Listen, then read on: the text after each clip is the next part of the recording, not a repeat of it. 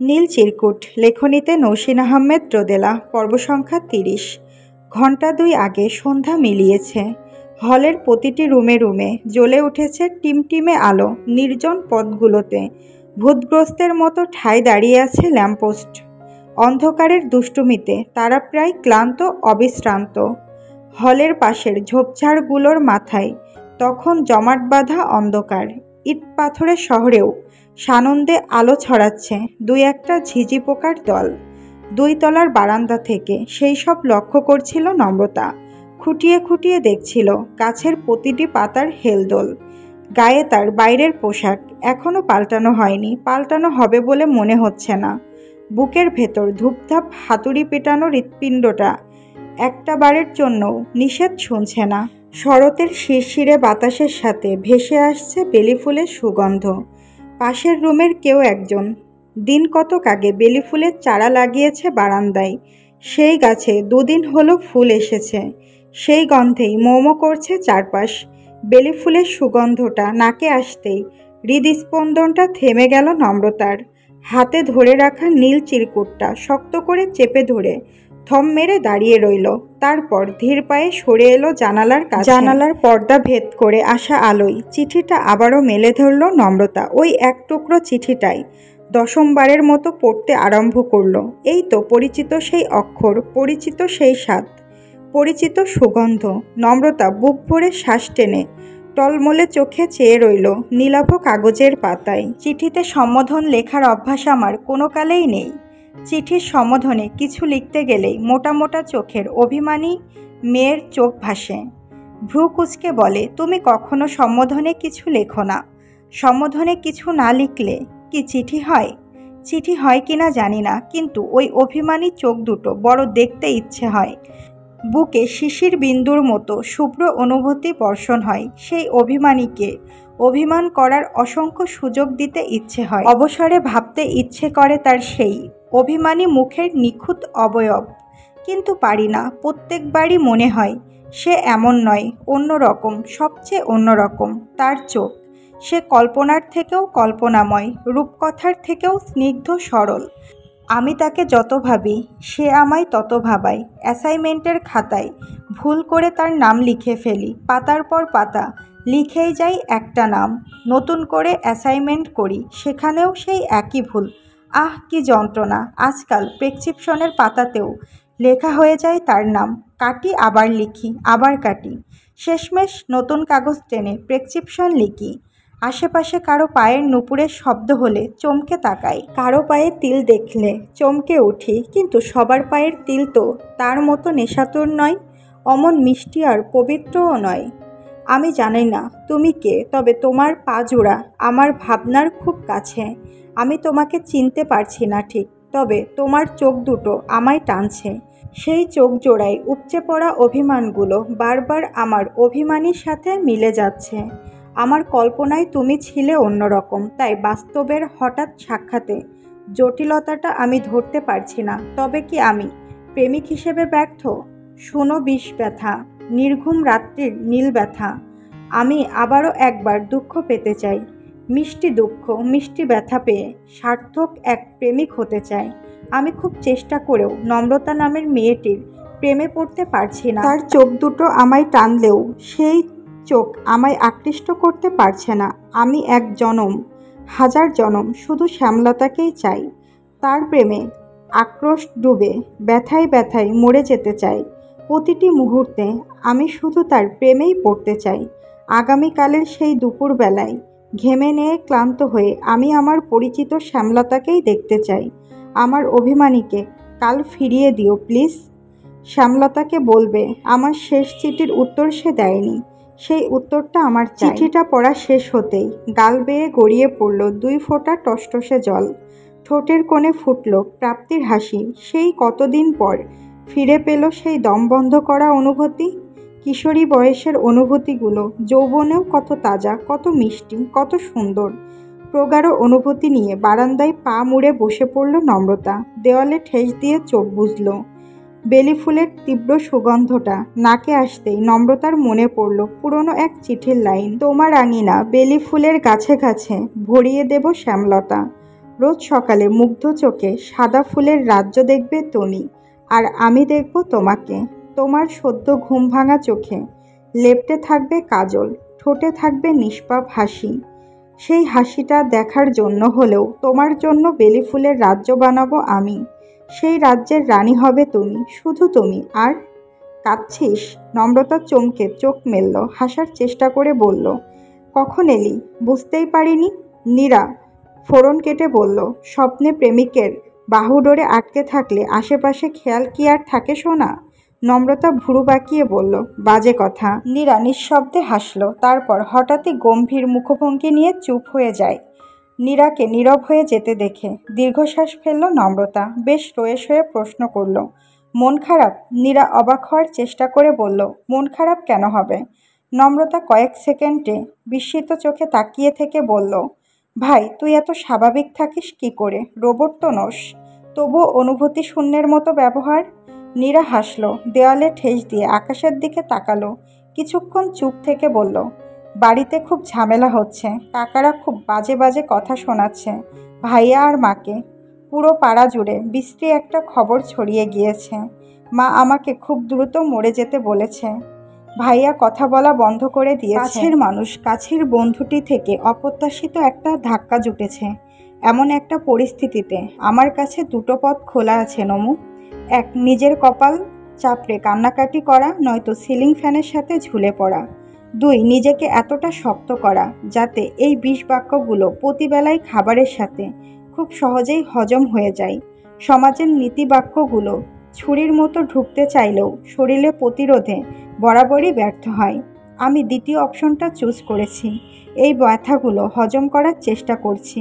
আমি যে পরিবার থেকে বিলং করি সেখানে এত ইমোশন থাকা উচিত নয়। কথাটুকু বলে থামল নীরা। নম্রতার দিকে চেয়ে মৃদু হেসে বলল, আমাদের পৃথিবীতে খুব অন্যায় একটা নিয়ম আছে। সেই নিয়মের সাথে বেঁধে গিয়েছে আমার ভাগ্য। এখানে কারো কারো জীবন থাকে সুখের ফুলে মোড়ানো।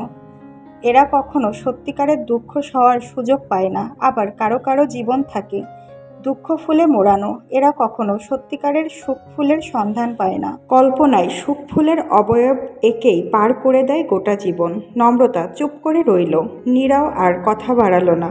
হঠাৎ করেই নিজস্ব ভাবনায় ডুব দিল। নম্রতা মৃদু কণ্ঠে বলল, অন্তুকে তুই ঘৃণা করিস না নীরু। ছেলেটা তোকে খুব ভালোবাসে বলেই। নীরা তাচ্ছিল্যের হাসি হেসে বলল, অন্তু আমায় ভালো না বাসলেই হয়তো সুখ ফুলের অবয়ব আঁকাটা একটু সহজ হতো। সে জানে ভালোবাসার অর্থ পাওয়া, আর আমি জানি ভালোবাসা অর্থ দেওয়া।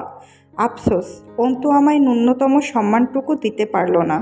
নম্রতা ব্যস্ত হয়ে বলল, তুই যেমনটা ভাবছিস তেমনটা কিন্তু নয়। আমি মানছি ও ভুল করেছে, কিন্তু অপরাধটা যতটা ঘৃণ্যভাবে তোর সামনে এসেছে ততটা ঘৃণ্য কিন্তু নয়।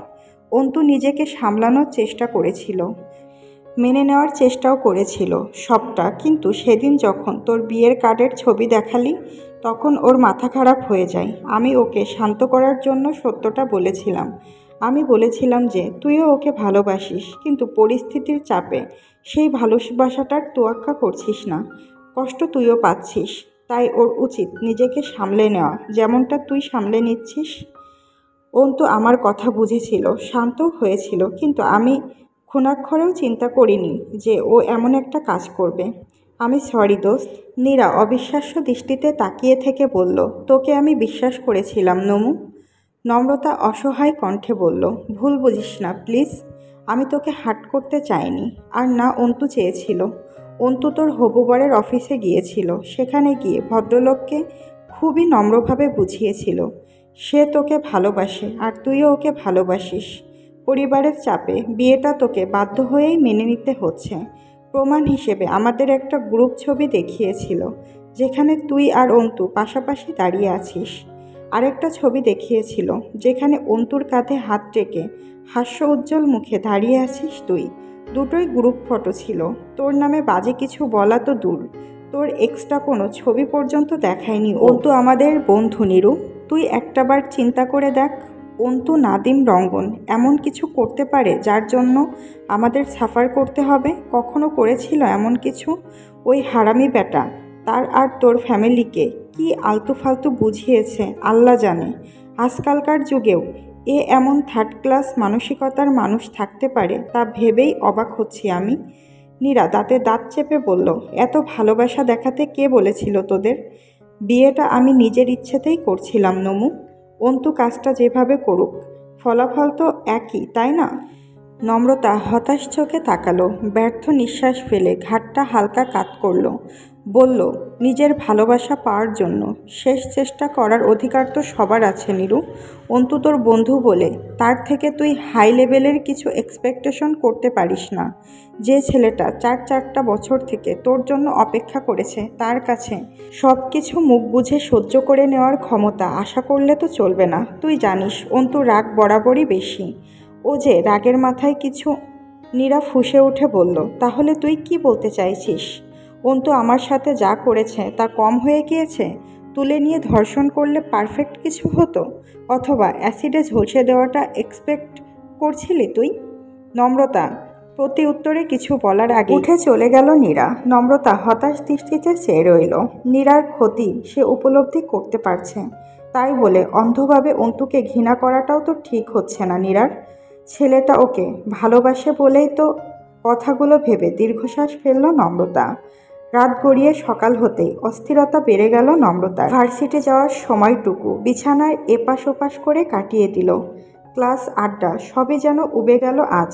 টলমলে আবেগ নিয়ে চিঠি লিখল। পছন্দ না হয় অসংখ্যবার কেটে কুটে ছিঁড়ে ফেলল মেঝেতে। আবার লিখল। ফ্লোরটা নীল কাগজে ভরিয়ে ফেলে ক্লান্ত শরীরটা এলিয়ে দিল বিছানায়। আকাশে সূর্যের তেজ বাড়তেই বিছানার নিচে থাকা লাগেজ কেটে লাল পেরো সাদা শাড়ি খুঁজে বের করলো নম্রতা।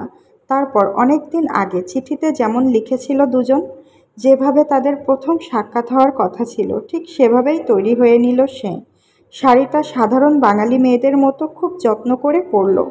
চোখে গাঢ় করে কাজল টানলো, পাতলা ঠোঁট দুটো লাল রঙে রাঙালো।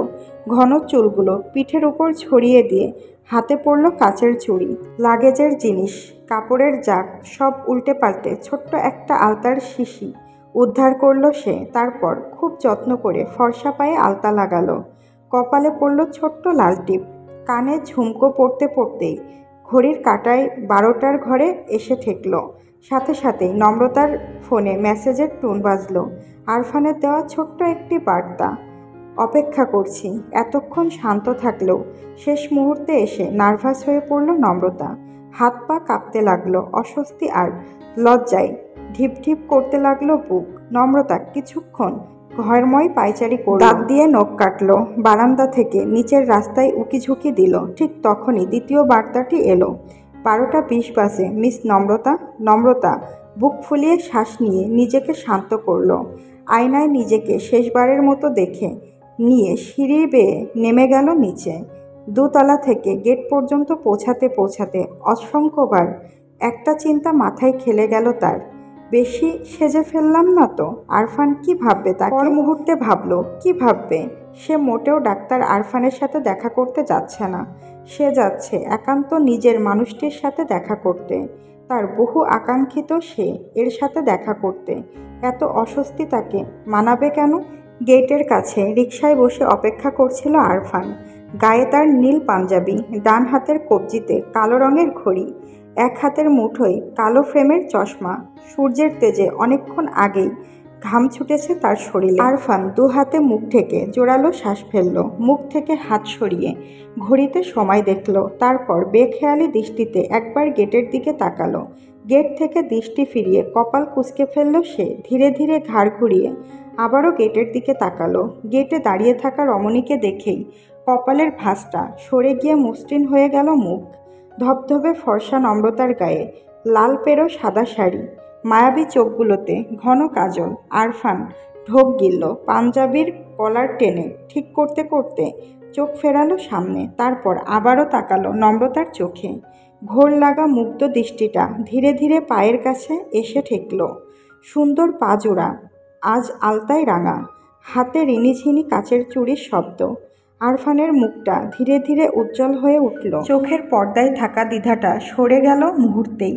রিকশার একপাশে সরে বসে নির্বিকার কণ্ঠে বলল, উঠে আসুন, এত রোদ গরমে মারা যাচ্ছি। আরফানের নির্বিকার কণ্ঠে চোখ তুলে তাকালো নম্রতা। দ্রুত চোখ নামিয়ে নিয়ে রিকশায় উঠে বসল। রিকশায় উঠতে গিয়ে বাহুতে বাহুতে স্পর্শ লাগলো দুজনার। আরফান এবার আর আগের মতো সরে বসল না, দীর্ঘক্ষণ নীরব থেকে বলল, 30 মিনিট অপেক্ষা করালে নামাই। নম্রতার কাটকাট জবাব, 30 মিনিটেই ক্লান্ত? মেয়েরা চাইলে 4 বছরও অপেক্ষা করতে পারে অনন্ত জীবন। আচ্ছা, 4 বছরে কত মিনিট হয় জানেন? 4 বছরে হয় 20,73,600 মিনিট। সেই হিসেবে 30 মিনিট খুব অল্প, তাই নয় কি? আরফান জবাব দিল না, চোখ ফিরিয়ে অন্যদিকে তাকালো। ছোট্ট শ্বাস টেনে নিয়ে নম্রতার চোখে চোখ রাখল। গাঢ় কণ্ঠে বলল, অপেক্ষা কি সবসময় একপাক্ষিকই হয়? নম্রতা ভ্রু বাঁকিয়ে তাকালো। হয় না? আরফান নিশ্চুপ চেয়ে রইল নম্রতার চোখে। খুবই সাধারণ মুখটিতে, জলজল করা অভিমানী চোখ দুটোতে। আকণ্ঠ ডুবে গিয়ে হঠাৎই বলল, আপনাকে দুটো বিষয় জানিয়ে রাখা আমার কর্তব্য। প্রথমত, আপনার অতি শীঘ্রই হয়ে যাওয়া বিয়েটা কখনোই হচ্ছে না। দ্বিতীয়ত, সন্ধ্যার আগে আপনার হলে ফেরাটাও হচ্ছে না। আরফানের কথায় প্রগাঢ় অধিকারবোধের ছাপ পেয়ে ভীষণ অবাক হলো নম্রতা। মনের সুপ্ত কোণে গহ্বরে বয়ে গেল ভালো লাগার হাওয়া। আনন্দে নাকি বিস্ময়ে হতভম্ব হয়ে জানা নেই নম্রতার। ক্ষণকাল নিশ্চুপ চেয়ে থেকে বলল, ডক্টর আরফান, আপনি? আরফান তাকিয়েই ছিল, চোখে তার চঞ্চল দৃষ্টি। নম্রতাকে মাঝপথে থামিয়ে দিয়ে একদম অন্যরকম কণ্ঠে বলল, নিষ্প্রভ। নম্রতা একদম ক্ষীণ কণ্ঠে আওড়ালো, নিষ্প্রভ? আরফানের চোখে খেলে গেল তৃপ্তির হাসি। খোশ মেজাজি কণ্ঠে বলল, কিছু কিছু মানুষের কণ্ঠে আমার নামটা একটু বেশিই মিষ্টি লাগে। এক্ষেত্রে ক্রেডিটটা আমার নামের নাকি বিশেষ কারো কণ্ঠের ঠিক বুঝতে পারছি না। তারপর বাচ্চাদের মতো খুব ছেলে মানুষই কণ্ঠে জানতে চাইল, আপনি বুঝতে পারছেন?